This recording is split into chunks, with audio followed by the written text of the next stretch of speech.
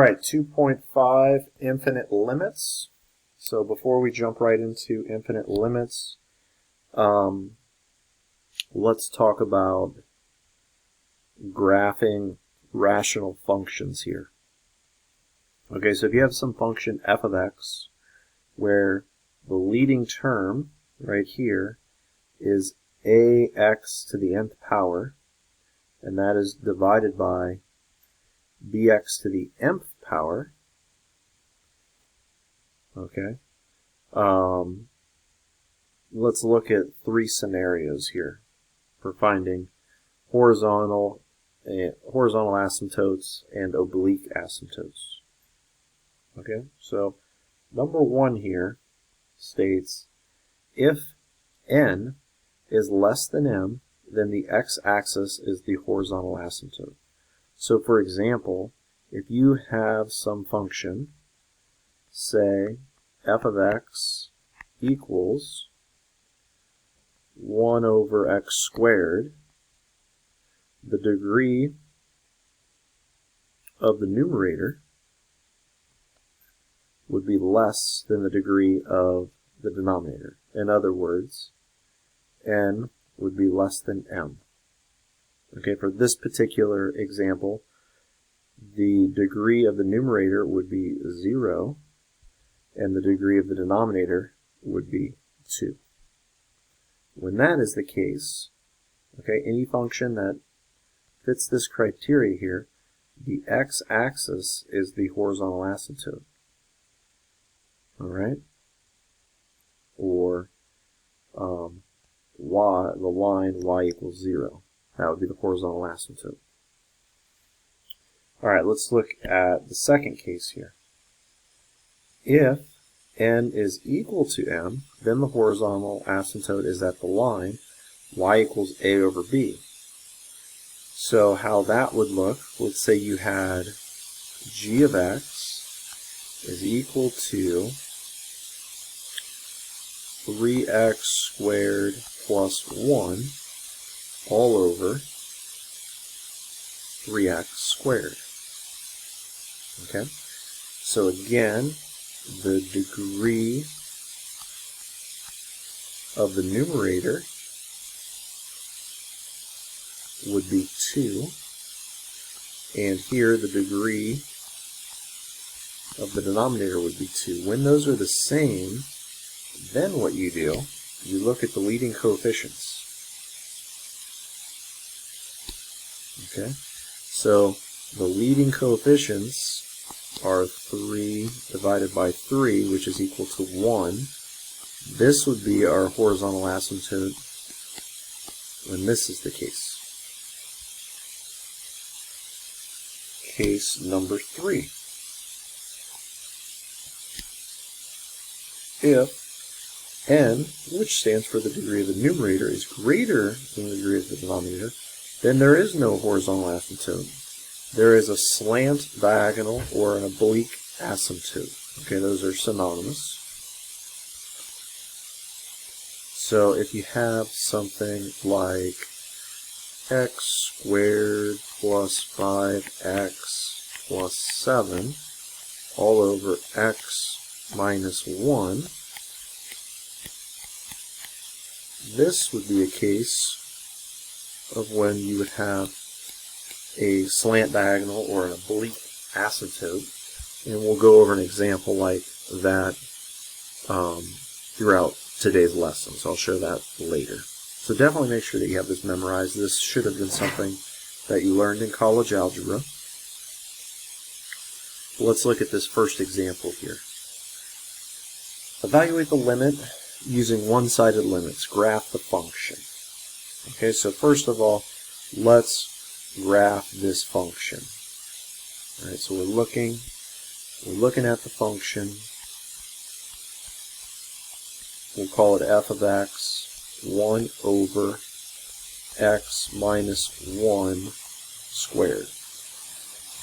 Let's start with the parent function, which would be called y sub 1 over x squared. Okay? if I was to graph that function,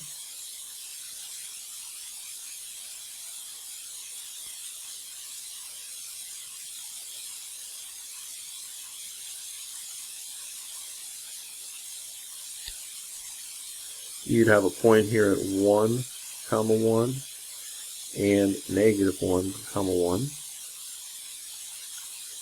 We would have we'd have a horizontal asymptote at y equals 0 because the degree of the denominator is greater than the degree of the numerator. We would have a vertical asymptote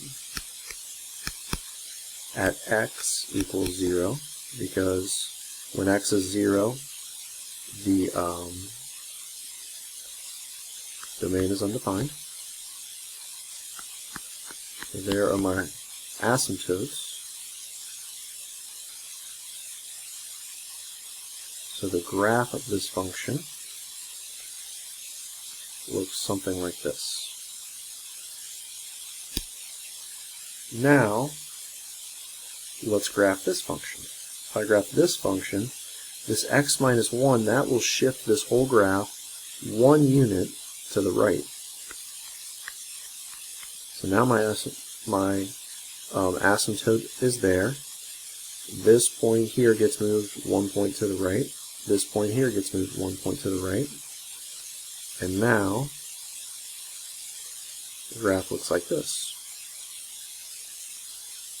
So I'm graphing this using the idea of transformations here. And I'm going to erase the red graph so it's easier to see what we're looking at.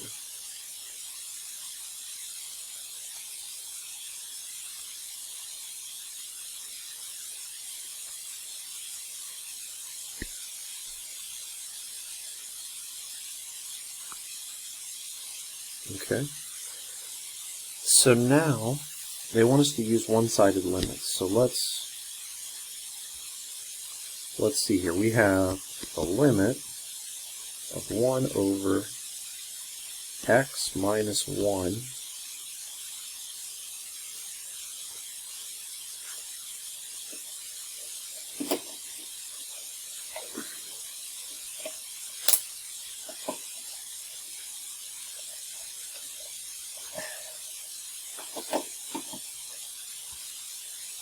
x1 over x minus 1 as x approaches 1. We'll do coming from the right to start. So coming from the right,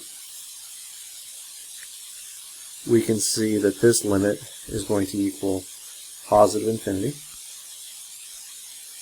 Let's also look at the limit. Sorry, that should be squared.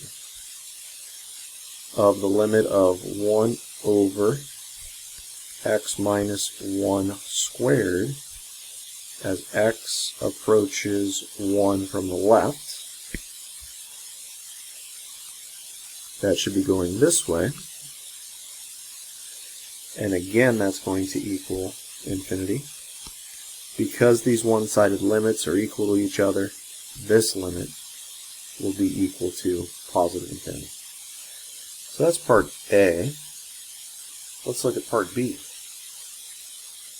So part B, again, let's start with the function. Let's call it g of x equals negative 1 all over x minus 1. Let's start with the parent function.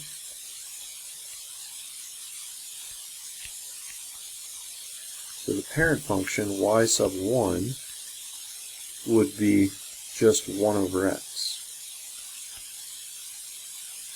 And then the transformation would be negative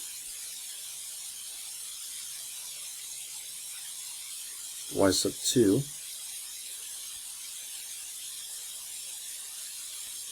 negative 1 over x, and then x sub 3, which would be negative 1 over x minus 1. So let's try graphing these.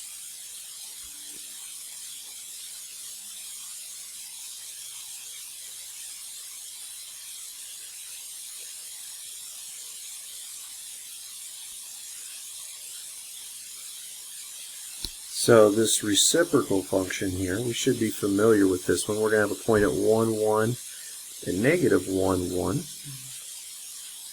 And it's going to look something like this. Again, we're going to have a vertical asymptote at x equals 0, because that's where the domain will be undefined. And we have a horizontal asymptote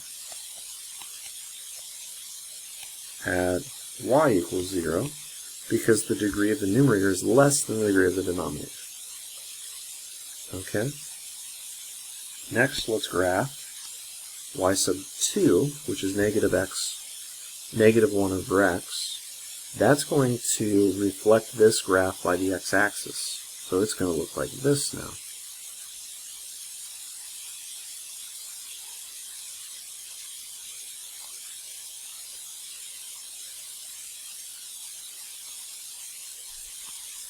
Okay, and I'm going to erase the function that we started with.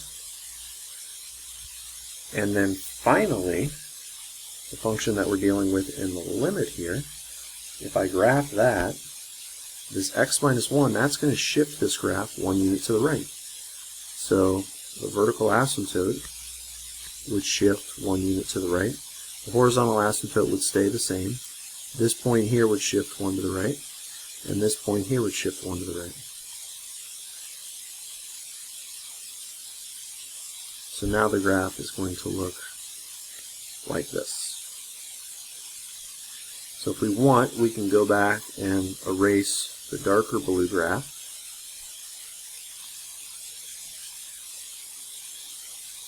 So we can clearly see that the light blue graph is the function that we're dealing with in this particular limit for part B. Now again, they want us to analyze this using one-sided limits.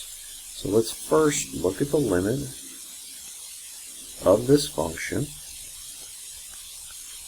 as x approaches 1 from the right. When x approaches 1 from the right, this one-sided limit would equal negative infinity.